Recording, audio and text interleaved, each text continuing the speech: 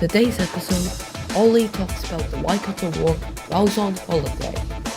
I rank dead people, and Oliver discusses the British being very civilized.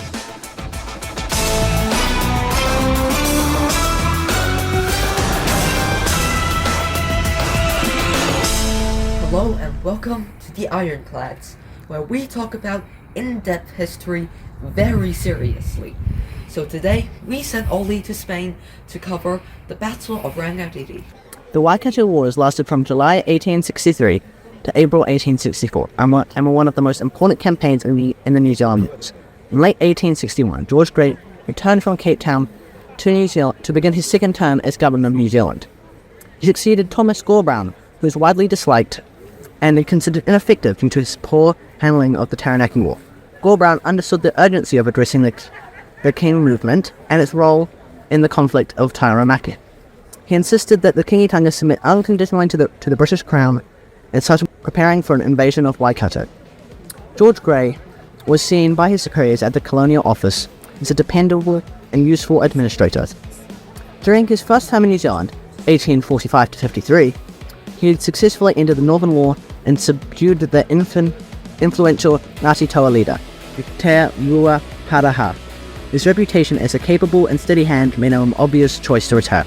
Although Grey spoke the language of peace and employed flattery and patronage to engage Maori leaders, he was quietly laying the groundwork for war. Post-Runanga, the council system, needed to offer a limited form of Maori self-government, failed to gain traction.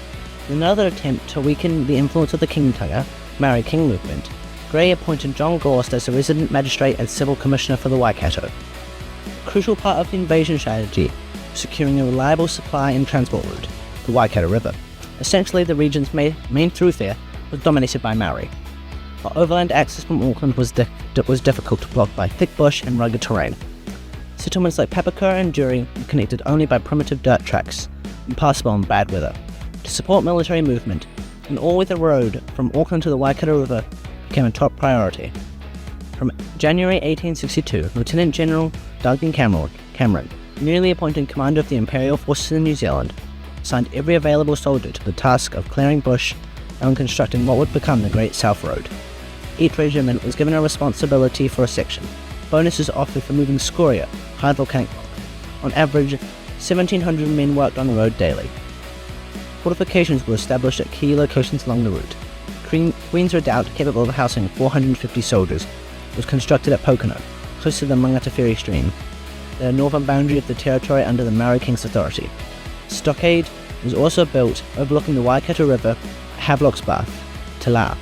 Access points to the river were surveyed and mapped, and the river itself was reconnoitred from Waikato Heads to Tuakau. By July 1863, an electric telegraph line connected Auckland to Queen's Redoubt. Additional troops arrived from Britain and local militia forces were mobilized. The machinery for invasion was nearly in place. In January 1863, speaking at Taupori in the heart of the Waikato, Grey made his intentions clear, declaring that he would dig around the Kingitanga until it fell. In response, leading chief Wiremu Tamihana wrote to Grey, affirming that Maori, like the people of Europe, had the right to choose their own sovereign. This assertion was viewed by the colonial authorities as a direct challenge to British sovereignty. We'll finish that off later, and now, on to the news. The Waikato Wars were a turning point in New Zealand's history and one of the main reasons for the massive Maori land loss. The conflict began in 1863 when British and colonial troops invaded the Waikato region, which was seen as the heartland of the Maori King movement, or the Kingitanga. The Crown viewed the Kingitanga as a direct challenge to its authority, since it aimed to unite the Maori tribes under a single king, to protect their land and sovereignty. Governor George Grey claimed the invasion was necessary to restore order among Aotearoa, but really it was just an excuse to settlers to gain more land. After the war, the Crown confiscated more than 1.2 million acres of Maori land under the New Zealand Settlement Act, 1863. This was like trespassing on your neighbor's property and then knocking their house down. Although about 314,000 acres, roughly about 26%, was eventually returned to the Waikato Maori, this was done through a flawed system that often gave the land to the wrong people or placed it under Crown control. which meant that many rightful owners remained landless, breaking the traditional connection between Maori and their whenua, which is central to their culture, economy, and identity. The consequences of the Waikato Wars were devastating throughout. Losing land meant loss of food, wealth, and stability. It forced many iwi into poverty, creating long-lasting inequalities which are still visible today.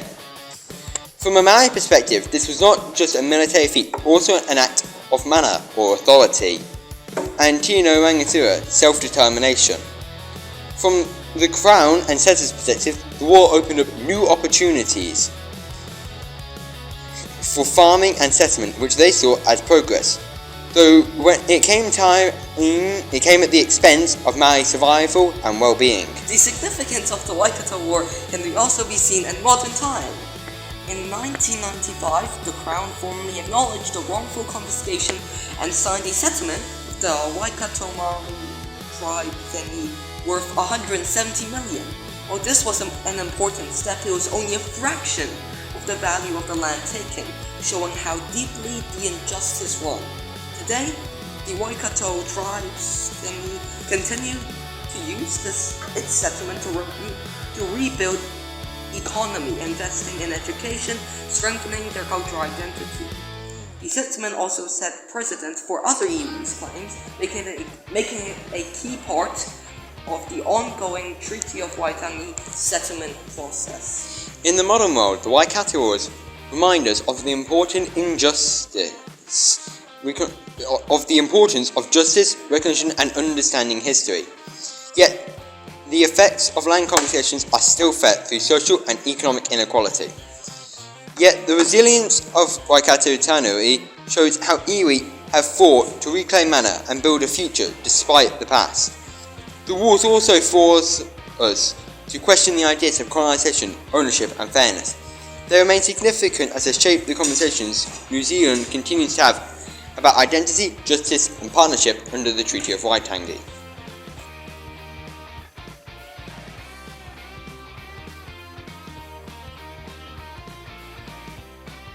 It's now time for a very tired Ollie to finish what he started. In early 1863, fighting broke out across Taranaki. This drew the attention of Governor George Grey.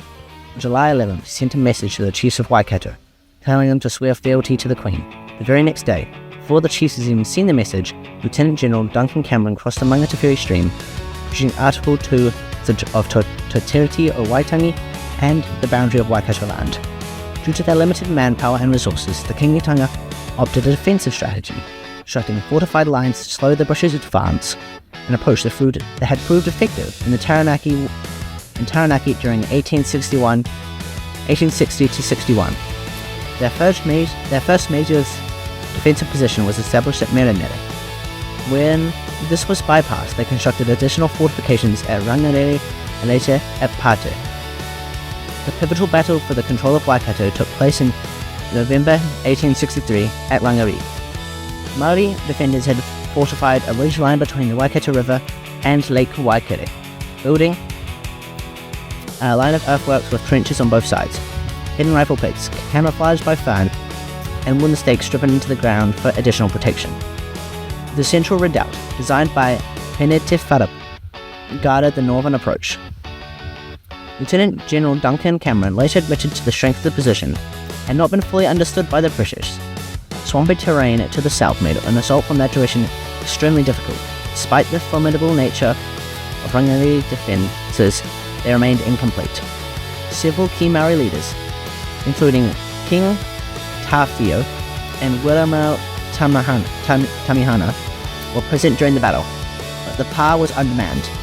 After months of rotating fighters in and out to attend to crucial tasks like crop planting, the Kingitanga forces were stretched thin. Historian James Spallage remarked that it was inevitable that the Meremere army should break up under these pressures. The British, unwilling to wait for it to regroup, launched their offensive on 20th of November. That morning, a British force of 860 men assembled just north of Rangiaowhia, supported by artillery.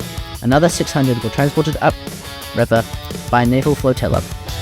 Troops from the 65th, 12th and 14th regiments were arranged in 3 waves, of reserves when the 40th and remaining 65th held back. The scaling party equipped with ladders and planks stood nearby, while Captain Henry Mercer's Royal Artillery prepared to bombard the defences. The river contingent landed successfully and quickly seized the rear of the now abandoned fortifications. The central redoubt, however, remained fiercely defended. Just 12 paces across, it was crowded with fighters, including women reloading muskets. Once British soldiers reached the outer works, artillery fire was halted to avoid hitting their own men, and all available forces, including the artillery crew, were mobilized for a final push. Resistance was intense. Mercer was shot through the face and fell into a ditch, already filled with wounded and dead. Assistant Surgeon William Temple risked his life to tend to the injured, and Lieutenant Arthur Pickett ran across enemy fire to request reinforcements. Both were later awarded the Victoria Cross for their bravery. Following the artillerymen, a naval force charged the park, pursuing some Maori into the swamps and shooting many. However, when they attempted to take the rifle pits, they came under heavy fire and were forced to retreat. By nightfall, the central redoubt remained unconquered. British ditch and approaches were littered with dead and wounded, and the parapet of the redoubt was too high to scale. The plan to destroy the redoubt with explosives was abandoned, and preparations were made for a renewed assault at dawn. Overnight, several Maori, including possibly Tamihana and King Tawhio, escaped over the eastern ditch towards Lake Waikato. Around 36 men are believed to have accompanied each leader. Among the wounded was Pene Te Wharapu, the chief engineer of the park, who later died from his injuries. At dawn on the 21st of November, Maori inside the redoubt raised a white flag. British interpreted it as a signal of surrender and entered the fort without resistance. Confusion followed. Lieutenant George Pennyfather, one of the first to enter, described the scene to Archdeacon Robert Mansell. The Maoris then, at 5 a.m., hoisted the white flag. He, Pennyfather, at once scrambled into their redoubt, and with his men mingled among them, shaking hands. The general came up about 10 minutes afterwards, complimented them on their bravery, and demanded their arms. To this they demurred, but the chiefs felt now to resist now was out of the question, and decided upon delivering as the arms was required, having first said that the reason for hoisting the white flag was that they might ask what terms they might expect. The casualties at Rangiaowhia were heavy. 35 British and a similar number of Maori were killed, with more than 10 British soldiers later dying from their wounds, including Mercer, who had lost most of his jaw. Contemporary British accounts often exaggerated the scale of the victory, claiming as many as 280 Maori dead. More sober assessments, however, questioned the cost, with 130 British casualties. Settler William Morgan wrote in his journal that it was extremely annoying to think about losing so many fine officers and men by such savages. The Maori prisoners taken at Rangiaowhia, 183 total, including several chiefs, were initially held in a hulk at Waitemata Harbour, and transferred to Kaua Island in the Hauraki Gulf. In a major embarrassment for the British, they escaped back to the mainland in September 1863. The defeat at Rangiaowhia was a severe blow to the Kingitanga. In addition to the loss of life and freedom, many of their weapons were seized. Lieutenant General Cameron was knighted in recognition of the victory. Despite this, Cameron recognised that the war was far from over. Even after the symbolic capture of Rangiaowhia, the Kingitanga capital, on 8th of December 1863, he knew the movement retained strength. Yet, Governor Grey confidently wrote to London, "There can I think there can be no doubt that the neck of this unhappy rebellion is now broken." While the fall of Rangiaowhia marked a political and psychological triumph for the crown, King Tawhio already withdrawn into the Ngāti Manapoto territory, later known as the King Country, who had remained untouched by British forces for the next 18 years. Cameron, meanwhile, turned his attention to the Kingitanga's economic base in the fertile settlements of Rangiaowhia and Kingitanga, knowing that the true victory depended on capturing this heartland. Have you ever wondered what will happen if you rank a bunch of dead people that are rather important to New Zealand history? Of their significance? No? Well, we did, and here's what happened. So, ranking. We start with George Grey. Now, I think he's one of the most significant people in our history. That's why I'll put him in the magnet here. I agree. So Gray, he was the one that was like the leader of the colonisation. He ordered the people and he convinced the government to send soldiers over to siege us here. He's got to be the most significant, or at least one of the most significant people in New Zealand history at that time. I think this doesn't matter if what he did was good or bad, because we're just talking about significant, so he's certainly one of the most significant. Yeah. So, what's next? Yeah, while he didn't have the most like positive impact, he definitely had the life. Go. So Queen Victoria, I think she's the Queen Victoria the First. Since you're British, you like it. Well, while Queen Victoria was a very influential person in England, England didn't actually have the largest impact, as while the troops were hers, she wasn't necessarily the main person to send them. It was more the colonisation office. So she's probably somewhere on the lesser side of the significance ranking. But she's at the top of the chain. She owns everyone, so technically, I feel like she should be a bit more to the middle. Since even though she doesn't directly do anything, but she controls everyone that we're gonna talk about to a degree. Yeah, that's the thing. She may be the head, but she wasn't the direct person commanding or doing anything. She's more to the lower middle side of things. Yeah, so maybe around here. Yes.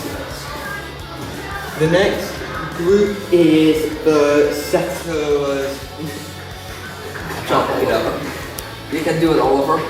The next group is the settlers' parliament. So these people were slightly opposing George Grey, but they were still one of the major groups of people. So I think it was just less than George Grey, probably about between those two. I feel like... While they didn't have the most major military significance, they were definitely one of the key factors that led towards the Kingitanga becoming a thing. I think it will be a bit back a bit more, since even though I feel like the settler parliament it doesn't do anything.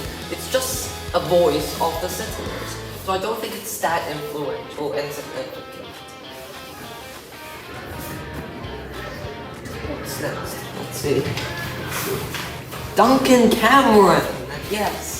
Yes, what did Duncan Cameron do again? So he was the main military leader of the Waikato Wars and the entire New Zealand Wars as a whole. So he was in a way Grey's second in command, and while Grey had most of the political impact, he had the largest military impact in New Zealand, and he had a lot of experience fighting against the Maori. So I put him right below Grey on significance in our history. But like, if you go further through history, they actually had a, well, you can call it breakup nowadays, since their ideology started breaking apart. So I think that's quite interesting. I would put him like in the same one of the most influential people, because he's the guy who's leading the army, even though he's the guy that's commanding it. Yeah. He's the person that makes the call. He was the person that made the strategies. Yeah. So the next person is also one of the most important people who was leader of the king at the time, Tavio. And yeah, so he was the leader of the Kingitanga, which was one that directly came to oppose George Grey and the settlers as a whole. And they tried to deal with Queen Victoria, but they never really got around to it, as they never had enough impact to do something. They never had a shot. No, but these people are still on today, so effectively he might be the most significant person, or at least the organisation as a whole is, and he was at the time the leader. So he's probably just even more impactful than Grey himself. That's true, since he is the leader of one of the most influential Maori movements there are. So, what's next? So the next people are the settlers. And these people were the ones who were trying to buy the land off the Maori in general. So they had a pretty large impact, as without them, none of this would have happened. If there weren't people to try to come and have an impact that wanted to buy the land and live here, there wouldn't be any. So I'd say the settlers as a whole were more impactful than the settlers' parliament, but less impactful than some of the other people. Then technically, they were the ones who started the war. Yes, it was the settlers that encouraged everything else to happen. The last person was the governor prior to George Grey, Thomas Brown. Now, this man has been to a bit of a failure. Yes. And- Most people call him useless.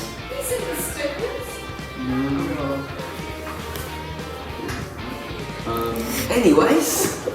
So, yeah, he was the governor prior to Grey, and he's been seen as a bit of a failure, as during his time when he was between Grey's two periods, everything went backwards and he started several wars against the Maori that did not go very well. While they didn't necessarily lose, there weren't any major victories either. So he probably has about the same impact as Gustavus Parliament. He did a lot of stuff, but it ended up as nothing. Yeah, Grey came in and overruled pretty much everything he did, so in terms of citizens it wasn't very hard. So the king at number 1, obviously. Grey 2, A grade 2. Duncan Duncan 3, 3. Settlers 4, probably Gore Brown is 5, Yeah. Settlers is 6, and Queen Victoria as 7. Dead last. Your Yes. old queen. And you're Yeah. British as well. Yes. Now, on to Oliver to talk about more battles. And also there's a lot of wind on the day that we filmed, so turn on subtitles, please. By February of 1864, the fighting continued in the Ironclads of Rangiaowhia. On Saturday, 20th of February, at 11 p.m., General Duncan Cameron and 1,200 of his best men were led by local Maori by names of Himi and John They made it past the guards with some 1,500 feet away and to the doorsteps of Rangiaowhia, where they pursued mainly Roman contingent and Maori. Since the men were located at Pāterangi and cut off from the village, it was left undefended. Colonial Marmaduke Nixon's cavalry and Captain Gustavus von Henry's forces entered the city and everyone had taken the buildings. Basically, the battle erupted, therefore placing inside. The cavalryman was shot by a house and another was shot trying to cover the body of his comrade. Nixon himself was injured in the fight and received several bullet wounds. When an elderly man came out of the house, he was struck down by a hail of bullets, despite the best efforts of an officer to spare his life. Soldiers have been whipped up in a frenzy following the deaths of their comrades. 2 more Maori were killed trying to escape the withering fire. Several were found dead after the battle was over. Historian David Green believes that the events of Rangiaowhia were not a massacre, nothing to surprise, but more a lack of discipline among the men had been expected. Some people found this attack controversial, because the Battle of Rangiaowhia, the British had told the Maori that having women at the battlefield was wrong. So when they go and attack a village with women, that contradicted their earlier opinion. Chris Cruelty and James Peters used the bypassing of Sarangi as a key military strategy. It was a decisive act in the war. Bellix points out that the wisdom of the strategy was overshadowed by what took place the next day. It was viewed as a major blow and economic setback for the Kingitanga. General Cameron had already learnt from prior encounters with Maori and learned that flanking Maori strongholds rather than attacking from the front was a better strategy. The Kingitanga had been unable to force the battle into their favour and didn't have the men required to fight a frontal assault. After the fall of the village nearby, the power was abandoned by the men not wanting to be surrounded by the superior British forces. And now it's time to pass the camera to the idiot in the group. Some say he can't remember what he said, and he can't speak English properly. The final battle of the Waikato War was at Oroku, located to the east of Kirikiri. It was the last stand of Maori resistance and have been immortalized in Rudolph Hayward's film. A power was built in the redoubt shape in early 1864. Once the British forces learned of its presence, they stationed a force nearby in Kirikiri. Brigadier General G.J. Carley sent an armed force under Major von Tempsky and Blythe to investigate. In 2 days, 1,000 soldiers made their way to Oroku that was still under construction. The pile was made by 300 individuals, with up to a third being women, though it is associated that really, in popular memory, the principal architect of Oroku's defense was Chief Tāpera. It was easy to fortify, being a peach grove. It lacked several key features, like a water supply and possible escape routes. It was also feared that the location would be easy to surround, and this later proved to be true. As the British began their advance, Riwi told the men under his command to wait until the British had made it to the fence around the pa less than 50 meters away. The British fell back under the first wave of fire before they surrounded the location. No Maori reinforcement could reach the area to help under the steady British fire. On April 2nd, General Cameron arrived with more men, bringing the British force to 1,400 strong. At this point, the defenders had nearly run out of supplies. When offered the chance to surrender, it was met with the famous response, which translates to, "Friend, I will fight on forever, forever and ever, forever." The message was clear. The defenders would not back down and saw this as the last stand. To a suggestion that the woman be allowed to leave the pa, Te Parate's daughter Himi replied, "If the men die, the women and children must also die." Though 2 more assaults were beaten back, it was obvious that defenders could not hold out for much longer.